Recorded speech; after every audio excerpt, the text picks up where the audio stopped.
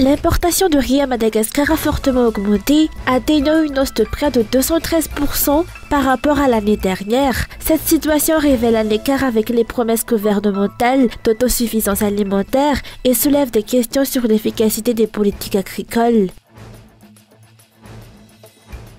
Le Conseil des ministres est délocalisé à Touliage. Ce n'est qu'une opération de communication sans effet concret, selon le secrétaire général du TIM. Comme à Thomas Noumahadzang, les décisions prises restent inchangées, peu importe le lieu. De l'actualité internationale, la spectaculaire décision du président américain Donald Trump de lever les sanctions contre la Syrie a été accueillie durant la nuit par des tirs de feux d'artifice et des applaudissements nourris de la population à travers le pays dévasté.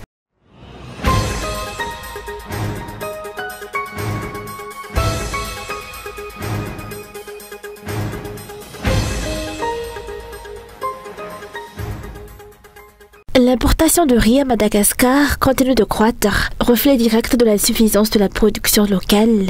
Selon les données récentes de la douane, le pays a importé 281 200 tonnes de riz au cours des 3 premiers mois de cette année, contre 82 300 tonnes à la même période en 2024. Cela représente une hausse de 212,9%, soit 198 900 tonnes supplémentaires. Dans le même temps, la Banque centrale a relevé son taux directeur à 12% dans l'objectif de contenir la flambée du coût de la vie qui atteint 8,4% en 2025. Mais ces chiffres traduisent une réalité bien éloignée des promesses du régime. Alors que l'autosuffisance alimentaire a été proclamée comme priorité gouvernementale avec l'ambition de produire 1 million de tonnes de paddy et d'exporter du riz d'ici 2027, c'est l'aggravation de la dépendance extérieure qui se constate sur le terrain, une situation qui remet en cause l'efficacité des politiques publiques en matière agricole. Les objectifs proclamés restent pour l'heure de simples slogans pour être bien vus à l'international.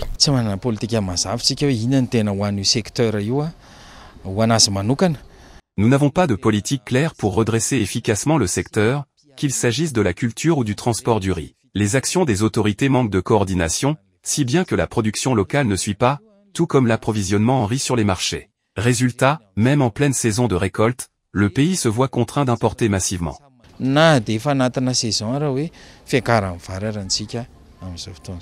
Le changement climatique constitue un obstacle majeur à la production rizicole. Des mesures concrètes de l'État s'imposent. Madagascar dispose de plus de 32 millions d'hectares de terres arables. Une politique de valorisation durable est indispensable. Sans un effort budgétaire conséquent et un travail productif sur le long terme, l'objectif d'autosuffisance alimentaire restera hors de portée.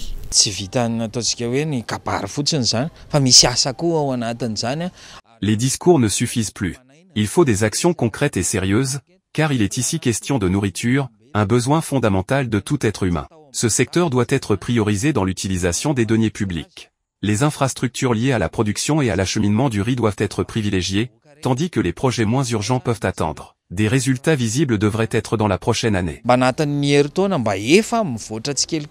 L'importation massive de riz nuit à la filière locale et affaiblit la valeur de la riz. Les priorités semblent ailleurs. Les projets de prestige l'emportent, tandis que la population est habituée à des aides ponctuelles, comme le VAT-TID ou le Tuskefamelo. Le pays ne sortira pas de sa dépendance alimentaire sans une vraie politique de soutien aux producteurs locaux.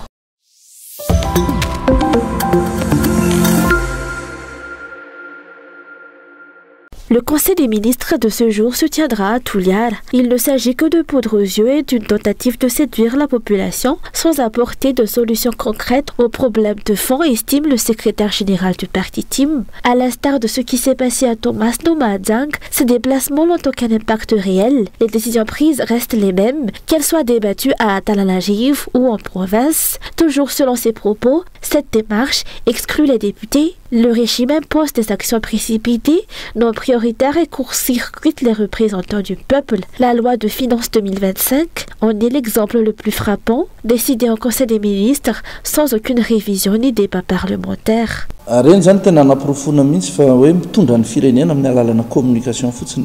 Cela prouve que ce gouvernement ne dirige le pays qu'à travers la communication, car il n'y a aucune action concrète ayant un impact réel sur la vie de la population. Il n'y a que des mots, de la communication, pour manipuler les Malgaches. Les projets à réaliser dans le pays devraient passer par une loi de finances. Il faudrait donc une loi de finances rectificative. Puisqu'il n'y en a pas, il ne faut pas s'attendre à un quelconque impact positif sur la vie du peuple. Il n'y aura que la continuité de projets imposés, comme le téléphérique ou d'autres encore, qui ne passent ni par l'Assemblée nationale ni par une loi de finances. Pour moi, le régime actuel ne fait que de la communication.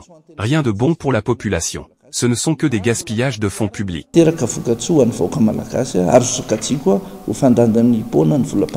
Aucun projet sérieux ne peut aboutir ainsi, même si l'on parcourt tous les capitales régionales pour y tenir des réunions gouvernementales.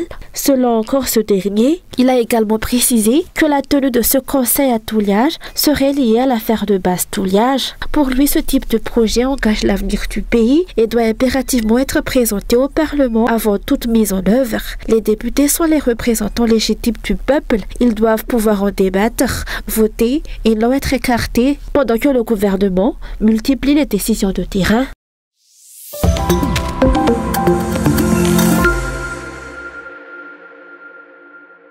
Les 3 articles constituant la proposition de loi portée par le député Hyacinthe Befen Toudemanan, élu du district d'Atui, visant à encadrer plus sévèrement le vol de bétail à Madagascar, ont été adoptés sans amendement aujourd'hui. Tous les députés présents à l'Assemblée nationale se sont prononcés en faveur de cette initiative, unanimement convaincus de la nécessité d'éradiquer ce fléau et les réseaux de complicité qui l'entourent. La peine infligée aux auteurs directs de vol de bétail est désormais portée à 35 ans d'emprisonnement, contre un maximum de 10 ans actuellement, prévu par le Code pénal. Les dispositions du chapitre 60-106 ciblant les participants indirects et commanditaires, communément appelés Daalamboula Tabach, ont elles aussi été renforcées.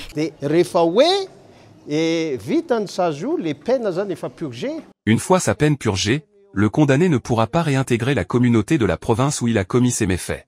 En plus de la peine d'emprisonnement, s'ajoute ainsi une mesure d'exil d'une durée de 25 ans. Cette sanction s'appliquera sans distinction, qu'il s'agisse d'un élu ou d'un représentant nommé. Les complices comme les instigateurs encourent réclusion criminelle à perpétuité. Cette proposition de loi introduit également la protection des témoins qui osent briser le silence sur ces affaires de vol de bétail. Elle intègre des dispositions spécifiques, mieux adaptées aux formes actuelles de cette criminalité. Mais durant l'examen du texte dans la matinée, les échanges ont été vifs entre les députés et les représentants du ministère de la Justice. Le ministère a en effet signalé qu'un projet de loi similaire était déjà en cours d'élaboration de son côté. La proposition de loi doit désormais suivre son parcours institutionnel, passage devant le Sénat, puis éventuelle validation par la Haute Cour constitutionnelle.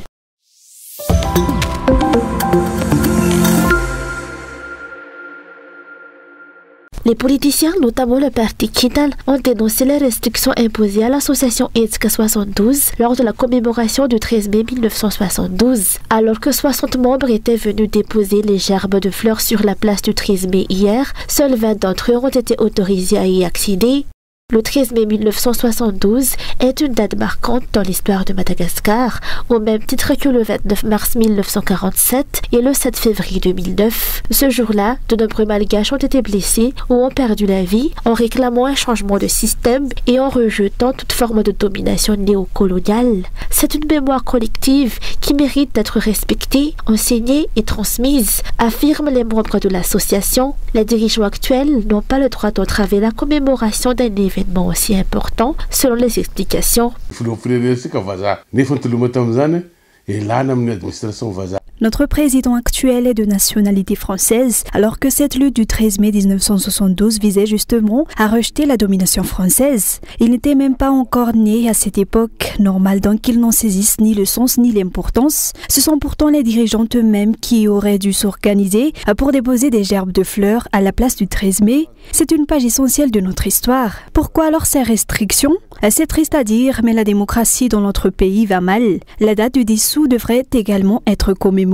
C'est l'histoire de Madagascar, une histoire qu'on n'a pas le droit d'effacer ni de museler. Et puis pourquoi marque-t-on le 7 février, une date liée à la prise d'un palais d'État et à un renversement de régime, et pas le 13 mai qui incarne une véritable lutte populaire pour un changement de système?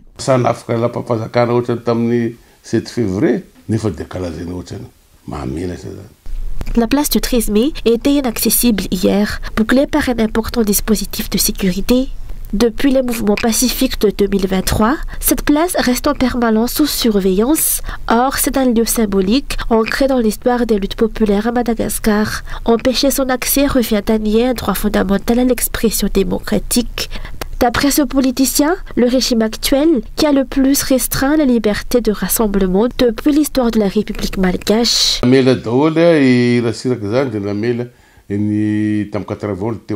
En 1991, Didier Ratsirek avait laissé les expressions populaires se tenir librement sur la place du 13 mai pendant plusieurs jours. Même Razon Armapia n'avait pas empêché les rassemblements des 73 députés, mais aujourd'hui, ce régime déploie les forces de l'ordre. Dès qu'un petit groupe de 4 ou 5 personnes tente de se réunir pour s'exprimer, ce régime n'a rien de démocratique. Dans notre pays, il n'existe plus aucun espace pour la liberté d'expression, ni sur la place publique, ni en salle privée, ni même à Sumimotel ou à Magro, qui est pourtant une propriété privée. Chez nous, dès qu'un citoyen ose élever la voix, on l'accuse immédiatement de vouloir faire un coup d'État.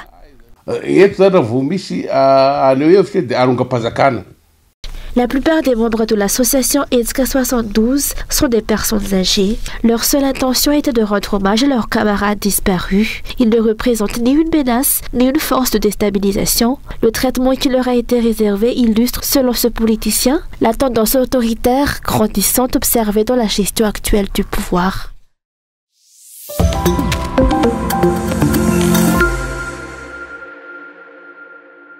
Le comédien Kadi, révélé dans le film Safilk, est toujours en garde à vue à la brigade de gendarmerie d'Itos, a déclaré aujourd'hui son avocat. La plainte du plaignant a été confirmée, l'enquête sur les témoins est terminée et l'acteur a été entendu sur les chefs d'accusation retenus contre lui.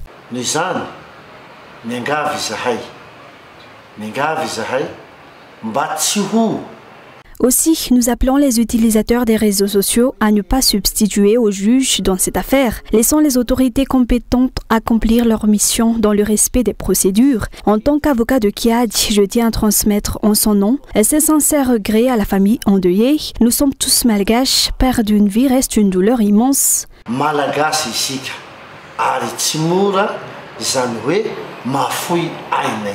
Ce dernier a également souligné que cette fois, la gendarmerie fait son travail et que les rumeurs circulant sur les réseaux sociaux affirmant que le comédien aurait déjà été libéré sans fausse. Jusqu'à présent, son téléphone portable et son véhicule ont été saisis. L'affaire sera déférée au parquet demain.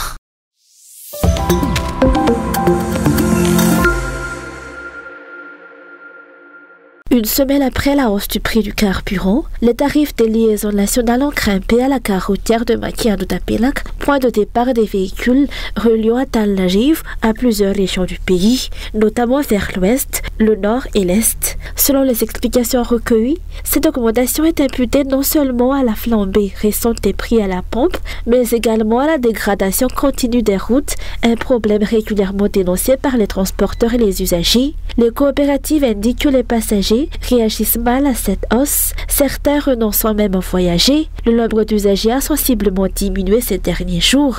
Le trajet à Tal-Najiv-Thomasl coûte désormais 40 000 lajaj contre 35 000 lajaj auparavant. Celui vers Mahadzaï est passé à 70 000 lajaj contre 60 000 lajaj, tandis que le prix pour Atzran atteint désormais 110 000 lajaj contre 100 000 lajaj auparavant. Le tarif pour Sambav s'élève à 160 000 lajaj contre 140 000 lajaj auparavant. Pour Aband, une baisse inattendue est observée avec un tarif actuel de 90 000 lajaj contre 120 000 lajaj auparavant. Enfin, la liaison vers Madsar affiche un prix de 105 000 lajaj contre 90 000 lajaj auparavant.